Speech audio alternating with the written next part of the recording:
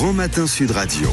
La vie en vrai. La vie en vrai également ce matin autour justement de cette décision. Donc il y a une décision autour du tabac. Il y a une forme de traque aux fumeurs en ce moment qui est menée. C'est un peu normal, vous allez me dire, puisqu'on est on est encore au mois de novembre, c'est le mois contre la cigarette, contre le tabac. Donc la chasse aux fumeurs, parce que le prix des paquets va augmenter, et dans le même temps ce projet donc d'interdire de fumer sur les plages ou dans les parcs.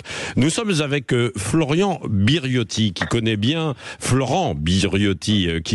le sujet, puisqu'il est créateur de la société Pipeline et de la chaîne YouTube One Shot Media, qui lui travaille sur une alternative pour les fumeurs. C'est la vape. Bonjour Florent Biriotti. Oui, bonjour, merci. Bon, qu'est-ce que vous pensez de ces annonces sur le tabac d'une façon générale ?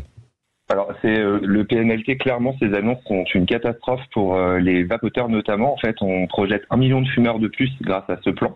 Ouais. Nos gouvernants nous disent ne pas vouloir culpabiliser les fumeurs. Or, ils font exactement le contraire, puisqu'on stigmatise les vapoteurs. Donc, les fumeurs. Attendez.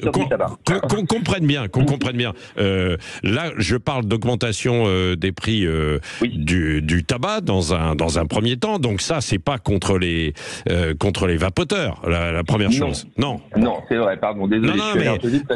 Allons dans l'ordre, si vous le voulez bien, Florent Biriotti. Donc, sur les prix du tabac, pour vous, c'est plutôt bien, parce que certains vont vouloir arrêter de fumer et aller vers la vape, quoi, non ?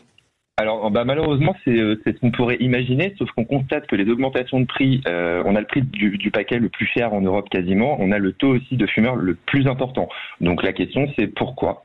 Tout simplement parce que les augmentations de prix envoient plutôt les clients acheter du tabac de contrefaçon dans la rue, que réellement faire baisser le nombre de fumeurs, et ça c'est démontré.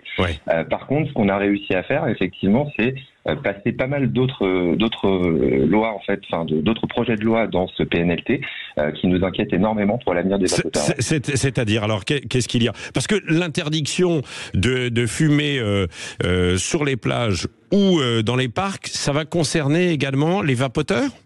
Alors aujourd'hui non, les choses sont pas très précisées, mais vu qu'on est un peu mis dans le même sac la vape que la cigarette, et c'est vraiment le gros problème, c'est-à-dire c'est la première fois qu'on voit quelque chose de si massif, c'est mal conçu, c'est mal réfléchi, des affirmations sans preuve, un effet passerelle soi-disant, donc qui serait démontré, c'est totalement faux. Le professeur Dotzenberg passe son temps à essayer de démonter cet effet passerelle. Au contraire, il parle même d'un effet protecteur pour un jeune qui commencerait par la vape et qui plus tard serait confronté à la cigarette, n'aurait pas envie de cigarette, parce que la cigarette électronique, c'est la meilleure solution pour arrêter de fumer en 2023, et on est en train de nous mettre exactement dans le même sac.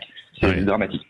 Attendez, alors, parce que pour l'instant, il n'y a pas de décision concernant les vapoteurs, d'interdiction donc de fumer, ce que je disais, sur les plages ou dans les parcs.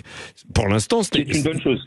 C'est une bonne chose. Excusez-moi de vous couper, parce que vous le dites, ça fait 2 fois que vous le dites. L'interdiction de fumer dans les parcs et dans tout l'espace public, c'est très très bien, mais ça doit être corrélé à une politique de réduction des risques réels. Et on voit bien que ce gouvernement ne comprend pas la réduction des risques. Mais en quoi ça va effectivement avoir des conséquences que vous jugez, vous de votre côté, négatives pour les vapoteurs ? Quelles sont les mesures qui pourraient être prises et qui vont à l'encontre des vapoteurs ?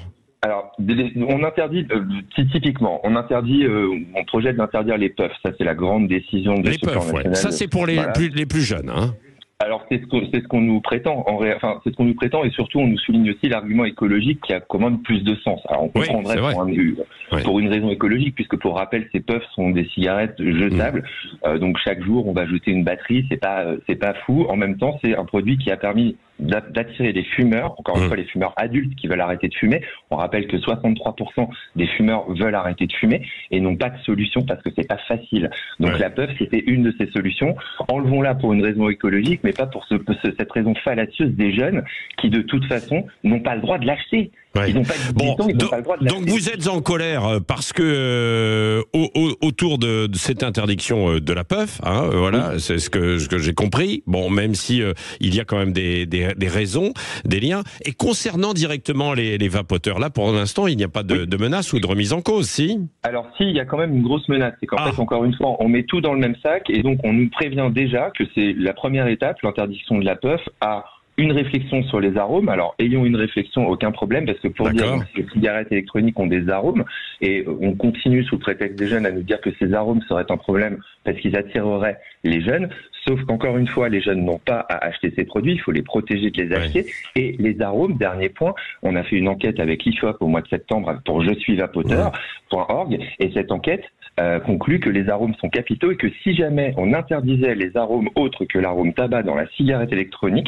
on conduirait à générer 1 million de fumeurs en plus. Et je doute que ce soit ce que le gouvernement voulait avec ce plan. Bon, très bien. Bah écoutez, on va suivre ça. Pour l'instant, vous criez un peu au loup, Florent Biriotti. On connaît bien le sujet. Je me permets de vous le dire, on connaît bien ce sujet, et à l'étranger, c'est exactement ce qui s'est passé. Aux États-Unis notamment. C'est-à-dire en un mot, qu'est-ce qui s'est passé ? Ils ont interdit les arômes, ils les ont limités. Aujourd'hui, on a une dizaine de saveurs disponibles. On a restreint l'accès de la vape aux fumeurs. On l'a rendue totalement questionnable. Or, elle n'est pas questionnable. Aujourd'hui, c'est la meilleure solution d'arrêter de fumer. Bon, merci. C'est votre avis, Florent Biriotti. On l'a compris, il y a débat évidemment sur ce sujet. Il est 6h44. Dans un instant, nous allons poursuivre. Hashtag on en parle. Et puis, c'est bon à savoir autour des métiers de la pêche et de la mer.